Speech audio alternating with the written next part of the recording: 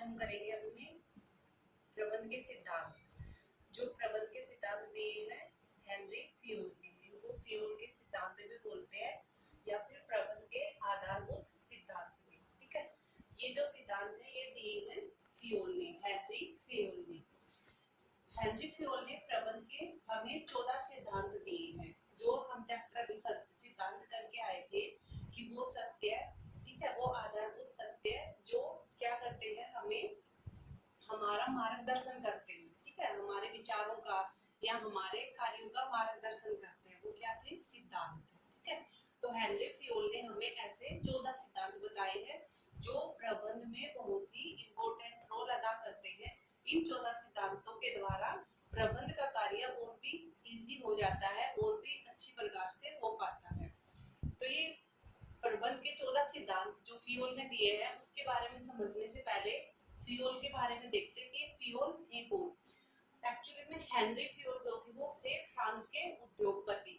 France के एक उद्योगपति थे और इन्होंने अपनी एक बुक लिखी थी जिसका नाम था जनरल एंड इंडस्ट्रियल मैनेजमेंट। ठीक है, यही बुक थी जिसमें उन्होंने प्रबंध के 14 सिद्धांतों के बारे में बताया है। तो हेनरी फ्यूल एक तो ये फ्रांस के थे और दूसरा इनकी बुक थी जिसमें उसने 14 सिद्धांत दिए थे। उस बुक का नाम था जनरल एंड इंडस्ट्रियल मैनेजमेंट। ठीक है, तो अब हम बात स्टार्ट करते हैं कि वो 14 सिद्धांत कौन कौन से हैं। ठीक है, तो फर्स्ट सिद्धांत जो हेनरी फ्यूल ने हमें दिया वो था कार्य का विभाजन। इसमें क्या कहता है इस सिद्धांत में हेनरी फ्यूल बताता है कि अगर आपको एक संस्था में, एक कार्यालय में अगर कार्य को अच्छी प्रकार से कराना है तो वहां पे हमें कार्य का विभाजन कर देना चाहिए। ठीक है, कार्य विभाजन से क्या अभिप्राय है कि हमें अगर हम कोई एक कार्य कराना चाहते हैं संस्था में तो उस कार्य को हमें अलग अलग भागों में और अलग अलग व्यक्तियों में बांट देना चाहिए। अगर हम ऐसा करेंगे तो एक तो कार्य जल्दी होएगा और एक कार्य अच्छी प्रकार से पूरा होगा। तो इसमें वो क्या कहता है कि अगर किसी संस्था को अपने कुछ कार्य कराने अपनी संस्था में तो उसको उस कार्य का विभाजन कर देना चाहिए। जैसे किसी कार्य में अगर उसको मान लो सपोज करो 100 स्टैंड बनवाने हैं, 100 स्टडी टेबल बनवाने हैं। ठीक है, एक संस्था में तो वहां का जो प्रबंधक है वो क्या करेगा, उसके पास दो तरीके हैं, या तो वो ये 100 स्टैंड बना देगा, मान लो उसके पास 5 एम्प्लॉई है। ठीक है, 5 वर्कर है काम करने वाले, तो इसको वो क्या करेगा कि हर एक एम्प्लॉय को क्या कह देगा कि आप 20-20 स्टैंड बना के तैयार कीजिए। ठीक है, एक दूसरा तरीका क्या होता है, ये तो है सिंपल। ठीक है, लेकिन हेनरी फ्यूल के हिसाब से हमें अगर ये 100 स्टैंड बनवाने हैं तो हम क्या करेंगे कि हम इस जो स्टैंड बनाने का कार्य है ना, स्टैंड वाले कार्य को 5 अलग अलग भागों में बांट देंगे। ठीक है, तो इसमें एक व्यक्ति बनाएगा स्टैंड के नीचे के जो हिस्से होते हैं खड़े करने के। ठीक है, उनके नीचे के स्टैंड के हम पाव बोल सकते हैं, स्टैंड बोल सकते हैं। ठीक है, वो बनाएगा। दूसरा क्या बनाएगा, उसके ऊपर का जो रखने का स्टैंड का होता है लाइन, ठीक है, वो बनाएगा। तीसरा उसको क्या करेगा, उसकी ये क्या होता है चमकदार परत बनाएगा ऊपर उसकी। ठीक है,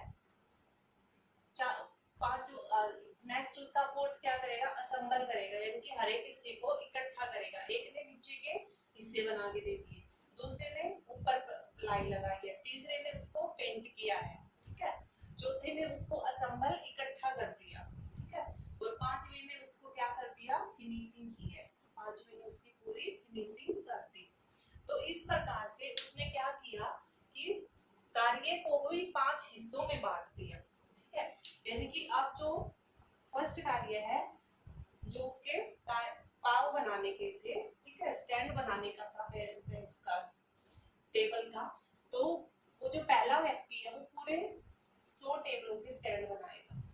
दूसरे वाला जो उसका ऊपर का हिस्सा बनाएगा, ठीक है, जो परत बनाएगा वो पूरे 100 की बनाएगा, ये भी पूरे 100 की बनाएगा। लेकिन ये काम क्या करेंगे, सिर्फ एक ही। जैसे फिनिशिंग करने वाला व्यक्ति है पूरे 100 की करेगा लेकिन वो सिर्फ फिनिशिंग करेगा। दूसरे वाला सिर्फ उसकी पलाई बनाएगा, तीसरे वाला उसके स्टैंड बनाएगा। ठीक है, लेकिन यहाँ पे क्या था, हर एक व्यक्ति को 20 बेंच सौंप दी। अब किसी व्यक्ति को स्टैंड बनाना आता है, किसी को काम नहीं आता, किसी को उसको पॉलिश करना नहीं आता, लेकिन उसको यहाँ पे कोई मतलब नहीं है। ठीक है, पहले वाली कंपनी के प्रबंधक को इस चीज से कोई मतलब नहीं है, उसने तो बोल दिया है एक एम्प्लॉय को कि आपको 20 बेंच बनानी है। लेकिन दूसरे वाली संस्था में क्या किया कि उस कार्य को अलग अलग हिस्सों में बांट दिया। अब जिस व्यक्ति को जो कार्य अच्छी प्रकार से आता था उसे वो ही कार्य सौंप दिया। ठीक है, जैसे सिंपल इसका दूसरा एग्जांपल से हम समझे कि जैसे स्कूल में हर एक टीचर को उसके जो सब्जेक्ट उसको आता है वही सब्जेक्ट पढ़ाने के लिए बोला जाता है ना। ये तो है नहीं कि साइंस के टीचर को बोल दिया जाए कि आप जाके जो है इंग्लिश पढ़ा दीजिए। साइंस का टीचर साइंस पढ़ाएगा, वो 9th की भी 10th की 11th 12th ऐसे वो क्लासेस में पढ़ा देगा। तो 4 क्लासेस में उसने साइंस क्लासेस ली है। ठीक है, तो जिसको जिस चीज की नॉलेज है उसको वही कार्य सौंपना। तो हेनरी फ्यूल हमें यही कहते हैं, कार्य का विभाजन कीजिए कि आपको जो कार्य कराना है उसको अलग अलग हिस्सों में बांट दीजिए। जो व्यक्ति जिस कार्य में निपुण है उसको वो कार्य सौंप दीजिए। इससे क्या होगा, संस्था में कार्य जल्दी भी होएगा और अच्छी प्रकार से भी होएगा। और लगातार एक ही कार्य को जो व्यक्ति करेगा तो वो उसमें क्या हो जाएगा, एक्सपर्ट हो जाएगा। फिर वो लगातार एक कार्य को कंटिन्यू कई टाइम तक या कई सालों तक करते रहने के बाद क्या हो जाता है, वो व्यक्ति उसमें निपुण हो जाता है और उसके बाद वो उस कार्य को फटाफट जल्दी कर पाता है। उसके बाद उसके पास जो एक्स्ट्रा टाइम रहता है वो उसमें कुछ और नया करने की कोशिश करता है। ठीक है, तो ये था कार्य विभाजन का सिद्धांत। इससे क्या फायदा होता है, संस्था में कार्य अच्छी प्रकार से होते हैं, जल्दी होते हैं, कर्मचारियों को भी क्या होते हैं, निपुण होते जाते हैं, एक्सपर्ट होते जाते हैं। ठीक है, अगर ऐसा नहीं होगा तो क्या हो जाएगा, संस्था में कुछ भी कार्य व्यवस्थित रूप से नहीं हो पाएगा, हर कार्य देरी से पूरा होगा। ठीक है, तो ये था हमारा कार्य विभाजन का सिद्धांत। सेकंड है अधिकार एवं उत्तरदायित्व। इसमें हेनरी फ्यूल क्या कहते हैं कि हम किसी व्यक्ति से कोई कार्य करवाना चाहते हैं, ठीक है, उसको बोल दिया कि हमें ये कार्य पूरा चाहिए। अगर वो उस कार्य को पूरा नहीं करता है तो हम उसको जिम्मेदार भी ठहराते हैं कि आपने ये कार्य पूरा क्यों नहीं किया। तो अगर हम उसको कार्य दे रहे हैं तो हम उसको उत्तरदायित्व भी देते हैं कि आपने ये कार्य क्यों नहीं किया, तो उससे सवाल जवाब करते हैं। तो जब हम उसको कोई कार्य करने की जिम्मेदारी सौंपते हैं तो जरूरी हो जाता है कि उसको हम कुछ अधिकार भी दें। अगर उसके पास अधिकार नहीं होंगे तो वो कार्य किस प्रकार से करेगा। जैसे दूसरे एग्जांपल के रूप में मैं इसको समझाऊं तो जैसे क्लास के किसी बच्चे को मॉनिटर बना दिया, ठीक है, जैसे क्लास के किसी बच्चे को हमने मॉनिटर बना दिया, ठीक है, तो मॉनिटर बनाने पे हम ये चाहते हैं कि क्लास शांति से रहे। अगर बाहर आवाज आती है या बच्चे इधर उधर जाते हैं तो हम उस मॉनिटर के ऊपर गुस्सा करते हैं ना। तो उसमें मॉनिटर की क्या वो है कि हमें मॉनिटर को बोल तो दिया कि आप क्लास को शांत रखिए, लेकिन हमने उसको कोई अधिकार नहीं दिया। तो अगर हम यहाँ पे उससे कुछ कार्य करवाना चाहते हैं, ठीक है, कोई कार्य करवाना चाहते हैं तो उसको अधिकार भी देना पड़ेगा। अधिकार देने के लिए हमें क्या करते हैं उस मॉनिटर को कि आप कॉपी में जो है नाम लिख लीजिए, जो बच्चा शरारत करे, जो कहना नहीं माने उसका नाम लिख लीजिए, ठीक है, या आप उसको पनिशमेंट भी कर सकते हैं। तो ये सब क्या हो गए, उस मॉनिटर के अधिकार हो गए। तो अगर हम किसी व्यक्ति से कुछ कार्य करवाना चाहते हैं, ठीक है, तो उसको उत्तरदायित्व के साथ साथ अधिकार भी देने चाहिए। इसमें क्या होता है, अगर हम उसको अधिकार देंगे, अगर उसके पास अधिकार होंगे तो वो अपने कार्य को अच्छी प्रकार से कर पाएगा। ठीक है, इसमें क्या है कि जैसे अगर हम कंपनी का एग्जांपल लें तो जैसे कोई कंपनी का सीईओ, ठीक है, मेन मुख्य कार्यकारी अधिकारी है और वो सेल्स मैनेजमेंट का अगले वर्ष का ये डिसाइड कर देता है, बिक्री प्रबंध को ये सौंपता है कार्य कि आपको एक वर्ष के अंदर अपनी बिक्री को दुगना करना है। तो उसने उसको ये कार्य तो सौंप दिया कि आपको दुगना करना है, लेकिन उसको उसने कुछ अधिकार नहीं दिए तो वो अपने लक्ष्य को पूरा नहीं कर पाएगा। इसलिए सीईओ को अगर दुगनी हो, सेल्स मैनेजर अपनी बिक्री को दुगनी करे, तो उसको सीईओ को कुछ अधिकार देने पड़ेंगे, किसको, बिक्री प्रबंधक को, कि आप जो है एक्स्ट्रा विज्ञापन भी कर सकते हो, आप सेल्समैन भी रख सकते हो, तो ये उसको कुछ अधिकार देने पड़ेंगे कि आप कुछ चीजों को एक्स्ट्रा यूज कर सकते हैं। अगर उसको अधिकार दिया गया है तभी वो जिम्मेदार होगा अपने काम के लिए, अगर उसको कोई अधिकार नहीं दिया है तो हम उसको जिम्मेदार नहीं ठहरा सकते। इसलिए हेनरी फ्यूल क्या कहते हैं कि अधिकार और उत्तरदायित्व साथ साथ चलने चाहिए, एक साथ से जुड़े होने चाहिए। ठीक है। थर्ड है हमारा अनुशासन। हेनरी फ्यूल अनुशासन में क्या कहते हैं कि एक संस्था में अगर उसको कार्य अच्छी प्रकार से कराना है तो संस्था में अनुशासन का होना बहुत जरूरी है। ठीक है। अनुशासन क्या होता है? अनुशासन से अभिप्राय होता है आज्ञाकारिता, इनकी आज्ञा को मानना, यह दूसरे व्यक्ति की रिस्पेक्ट करना, जो हमसे अथॉरिटी है, जो हमारी, जो हमसे बड़े हैं उनके प्रति रिस्पेक्ट रखना। ठीक है। और जो उन्होंने नियम बनाए हैं उनका पालन करना, वही हमारे क्या होते हैं, अनुशासन। तो एक संस्था में हर लेवल पे, चाहे वो लो लेवल हो, ठीक है, मिडिल लेवल हो या हाई लेवल हो, हर लेवल पर अच्छा पर्यवेक्षण करके, की सुपरविजन करके, नियम अच्छी प्रकार से हम अपने नीचे काम करने वाले वर्कर को अगर नियमों को अच्छी प्रकार से समझा देंगे तो हम उस संस्था में अनुशासन को लागू कर सकते हैं। इनकी अनुशासन कहाँ रहेगा? जहाँ पे लोगों को वहाँ के बातों को समझ होगी, वहाँ संस्था के नियमों का उन्हें पता होगा, वही तो अनुशासन हम लागू कर सकते हैं। ठीक है। तो अगर एक संस्था में हर चीज क्लियर होगी, हर नियम का पता होगा हर एम्प्लॉय को, तो वहाँ पे क्या रहेगा, अनुशासन रहेगा। ठीक है। और लेकिन अगर संस्था में कोई व्यक्ति अनुशासन का पालन नहीं करता है तो प्रबंधक के पास ये अधिकार भी होना चाहिए कि वो उस अनुशासन का पालन करवा सके, वो दंड भी दे सकता है या फिर प्यार से भी मना सकता है। यानी कि अगर कोई व्यक्ति लगातार कार्यों में गलतियां करता है, ठीक है, कार्यों को अच्छी प्रकार से नहीं करता है, तो उसको दंड का भी प्रावधान होना चाहिए। कई बार दंड देके भी हम उस व्यक्ति को अनुशासित करते हैं, अनुशासन में रखने की कोशिश करते हैं। ठीक है। इसलिए एक संस्था में अनुशासन का होना जरूरी है। ठीक है। अगर एक संस्था में अनुशासन होगा तो जो संस्था अनुशासन में चलती है बाहर वालों की नजर में वो संस्था अच्छी होती है। ठीक है। उसकी साख बढ़ती है और वहाँ पे जो एम्प्लॉय काम करते हैं उनकी काम करने की क्षमता भी बढ़ती है। अगर अनुशासन नहीं होगा तो वहाँ पे कार्य अस्त व्यस्त रहेगा। ठीक है। और वहाँ का वातावरण भी बिगड़ा हुआ हो जाएगा। उसके बाद है आदेश की एकता। आदेश की एकता में क्या है, यूनिटी ऑफ कमांड, आदेश की एकता, यानी कि संस्था में आदेश एक ही व्यक्ति से मिलने चाहिए। ठीक है।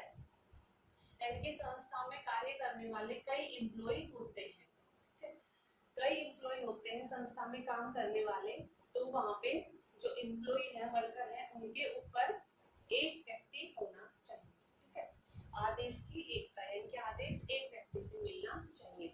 जैसे यहाँ पे एक एम्बर मैनेजर है, उसके नीचे कोऑर्डिनेटर काम करने वाले A1, A2, A3, तो यहाँ पे जितने के 3 वर्कर हैं इनको काम का आदेश कहाँ से मिलता है, M1 से, इसलिए वो जो ये कहेगा उसी प्रकार से कार्य करेंगे। लेकिन अगर ये चीज नहीं होगी, सपोज करो 2 मैनेजर हैं और नीचे ये वर्कर है A1, A2, A3, तो इनको आदेश मिलता है इससे भी इससे भी। अब A1 को इससे भी मिलेगा, ये इसको भी देगा, और M2 इसको भी देगा आदेश, इसको भी और इसको। तो ये बंदा किसका काम पहले करेगा, M1 का या M2 का? इसलिए वहां पे कंफ्यूजन हो जाएगा। ठीक है। ये M1 का करेगा तो M2 ये सोचेगा कि इसने मेरा कहना नहीं माना। ठीक है। ईगो कॉन्फ्लिक्ट हो जाएगा इनमें। ठीक है। आपस में विवाद उत्पन्न हो जाएगा। इसलिए संस्था में जरूरी है कि आदेश की एकता होनी चाहिए, एक टाइम पे एक ही व्यक्ति से आदेश मिलना चाहिए। अगर ऐसा होगा तो संस्था में कार्य अच्छी से हो पाएगा, ठीक है, और कार्य सही ढंग से चलेगा। अगर ऐसा नहीं होगा तो वहां पे कुछ भी व्यवस्थित नहीं होगा, कुछ समझ में नहीं आएगा कि किसको किसका कहना मानना है, और आपस में झगड़े की स्थिति भी उत्पन्न हो सकती है, ठीक है। नेक्स्ट है निर्देश की एकता। निर्देश की एकता क्या होता है? जैसे आदेश की एकता थी उसी तरह से है। इसमें क्या होता है निर्देश की एकता में कि जहाँ पे क्रियाओं का प्रत्येक समूह, ठीक है, क्रियाओं का प्रत्येक समूह के लिए जिनका समान उद्देश्य हो, यानी कि एक संस्था में की जाने वाली वो सारी क्रियाएं जिनका एक उद्देश्य है, यानी कि कई तरह की क्रियाएं हैं लेकिन हर एक का उद्देश्य एक है, तो उन सारी क्रियाओं का अध्यक्ष एक ही होना चाहिए और उसके लिए योजना भी एक ही होनी चाहिए। यानी कि किसी संस्था में अगर मान लो 10 क्रियाएं होती है अलग, लेकिन इन 10 क्रियाओं का उद्देश्य एक है, तो इन 10 क्रियाओं के ऊपर जो कंट्रोल करने वाला व्यक्ति होगा वो एक ही होगा, और इन 10 क्रियाओं के लिए योजना भी एक ही होनी चाहिए, यानी एक जैसी ही होनी चाहिए। यानी कि क्रियाएं अलग अलग है लेकिन उन क्रियाओं का उद्देश्य एक है, तो उन एक जैसी क्रियाओं का जिनका उद्देश्य एक है उनके ऊपर एक अध्यक्ष होना चाहिए, और उन सबके लिए योजना भी एक ही होनी चाहिए। जैसे किसी संस्था में एक कार बनाती है और एक साइकिल बनाती है एक संस्था, ठीक है, तो कार बनाने के लिए भी अलग अलग क्रियाएं करनी पड़ेंगी, टायर लेके आने पड़ेंगे, ठीक है, बॉडी पार्ट्स लेके आने पड़ेंगे, पेंट लेके आना पड़ेगा अलग अलग। साइकिल बनाने के लिए भी टायर है, घंटियां है, ठीक है, रबड़ है, अलग अलग बनाने पड़ेंगे। तो साइकिल बनाने के लिए जितनी भी क्रियाएं हैं उनके ऊपर एक अलग अध्यक्ष होना चाहिए, और इन सारी क्रियाओं के लिए एक जैसी योजना होनी चाहिए। सपोज करें अगर इन क्रियाओं का और इन क्रियाओं दोनों के ऊपर एक व्यक्ति हम अपॉइंट कर दिया, तो उस एक व्यक्ति को क्या पता कि इसके लिए वो कंफ्यूज हो जाएगा, क्योंकि दोनों की मार्केट अलग, ठीक है, दोनों के लिए स्ट्रेटजी अलग अपनानी पड़ेगी, ठीक है, और दोनों की बिक्री अलग है। साइकिल खरीदेंगे मिडल फैमिली या जिनकी लो इनकम है वो फैमिलियां, कार खरीदेंगे बड़ी फैमिली, यानी कि दोनों के अलग अलग कार्य हैं, अलग अलग जो है इनकी मार्केट है। तो इसीलिए कहा गया कि अलग अलग क्रियाएं जिनका एक उद्देश्य है उनको एक अध्यक्ष होगा और इनके लिए एक योजना होगी। तो इसलिए कार बनाने के लिए जितनी भी क्रियाएं की जाएंगी उन सब क्रियाओं का कंट्रोल एक व्यक्ति करेगा, और उन सभी क्रियाओं के लिए प्लानिंग भी एक जैसी हो। अब कार के लिए तो जितनी क्रियाएं की जाती है एक जैसी प्लानिंग चल जाएगी, लेकिन अगर सपोज करो इन दोनों को इकट्ठी कर देते तो जो प्लानिंग हम कार के लिए करने वाले थे वो साइकिल के लिए सूटेबल होगी नहीं होगी। इसलिए निर्देश की एकता क्या कहती है कि वो सारी क्रियाएं जिनका उद्देश्य एक है उन सब क्रियाओं के ऊपर एक अध्यक्ष होना चाहिए और एक ही योजना होनी चाहिए, ठीक है। उसके बाद नेक्स्ट है व्यक्तिगत हित सामान्य हित के अधीन, यानी कि व्यक्ति का हित सामान्य हित के अधीन होना चाहिए। यानी कि एक संस्था में जरूरी है कि एक प्रबंधक का अगर कुछ व्यक्तिगत हित का होता है, उसका व्यक्तिगत फायदा होता है किसी डिसीजन से, ठीक है, लेकिन उस डिसीजन से संस्था को नुकसान होता है, ठीक है, तो उसको वो डिसीजन नहीं लेना चाहिए, ठीक है, उसको वो डिसीजन लेना चाहिए जिससे सबका भला हो, ठीक है। यानी कि कोई भी ऐसा निर्णय जिससे किसी एक व्यक्ति को फायदा हो पर्सनली लेकिन संस्था को नुकसान हो रहा है तो वो डिसीजन नहीं लिया जाएगा। संस्था में वही निर्णय लिए जाने चाहिए जिससे सभी का समान रूप से भला हो, संस्था के लिए वो लाभदायक हो। जैसे संस्था में अगर कोई प्रबंधक है, ठीक है, उसको कच्चा माल मार्केट से मिल रहा है 10 रुपए में, ठीक है, 10 रुपए में उसको मार्केट से कच्चा माल मिल रहा है, लेकिन उसका कोई रिश्तेदार है वो वही कच्चा माल जो है 13 रुपए में सप्लाई कर रहा है, तो अगर वो इस व्यक्ति से लेगा, ठीक है, 13 रुपए में लेगा, एक इसको अपने रिश्तेदार ने इसको कितने का फायदा करा दिया 3 रुपए, ठीक है, और वहां से वो रिश्तेदार से रिश्वत के तौर पे कुछ पैसे ले सकता है। तो यहाँ पे उस प्रबंधक को उस व्यक्ति को तो फायदा हो गया प्रबंधक को तो, लेकिन संस्था को लॉस हो गया कितना 3 रुपए। इसलिए जब ऐसे सिचुएशन आती है तो संस्था में कार्य कार्य करने वाला हर एक व्यक्ति, चाहे प्रबंधक हो या फिर कोई कर्मचारी हो, अगर उसके पास ऐसी सिचुएशन आती है कि अगर वो अपने लाभ के लिए कोई डिसीजन लेता है तो उससे संस्था का नुकसान हो जाएगा, तो उसको वो निर्णय नहीं लेना चाहिए, वो कार्य नहीं करना चाहिए। उसके लिए सबसे पहले संस्था सर्वोपरि होनी चाहिए। ठीक है। उसके बाद है कर्मचारियों का पारिश्रमिक, यानी कि संस्था में कार्य करने वाले हर व्यक्ति को कार्य के बदले में उचित पारिश्रमिक देना चाहिए, उचित रूप से उसको पैसा देना चाहिए, मजदूरी देनी चाहिए, वेतन देना चाहिए। ठीक है। अगर एक कर्मचारी रूटीन में अच्छा कार्य करता है तो उसको पारिश्रमिक भी जो है उसी हिसाब से देना चाहिए। ठीक है। जैसे एक कर्मचारी कार्य करता है, जैसे उसने 10 घंटे काम किया, एक ने 8 घंटे काम किया और हम दोनों को एक जैसा वेतन दे रहे हैं, तो ऐसा नहीं होना चाहिए। जिसने 10 घंटे काम किया है उसको ज्यादा वेतन देना चाहिए, 8 घंटे वाले को कम। उसी प्रकार से अगर एक कर्मचारी लगातार उसका अच्छा व्यवहार है, ठीक है, अच्छे व्यवहार से कार्य करता है, और दूसरे एक और कर्मचारी है जिसको बार बार टोकना पड़ता है, जो गलतियां करता है, तो हमें उन दोनों के जो है पारिश्रमिक है उसमें भी डिफरेंस किया जाना चाहिए, यानी कि जो जिस कार्य के लायक है उसको उतना पारिश्रमिक दिया जाना चाहिए। ठीक है।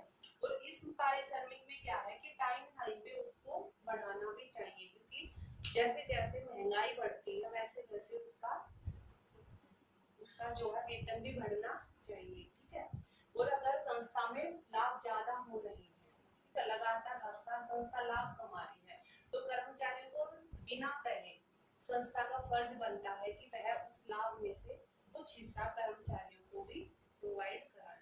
ठीक है। यानी कि संस्था में काम करने वाले हर एक व्यक्ति को उसके कार्य के अनुसार उसको पैसा मुहैया कराना चाहिए, पारिश्रमिक देना चाहिए। तो ये हमारे हेनरी फ्योल के 14 सिद्धांत थे। ठीक है।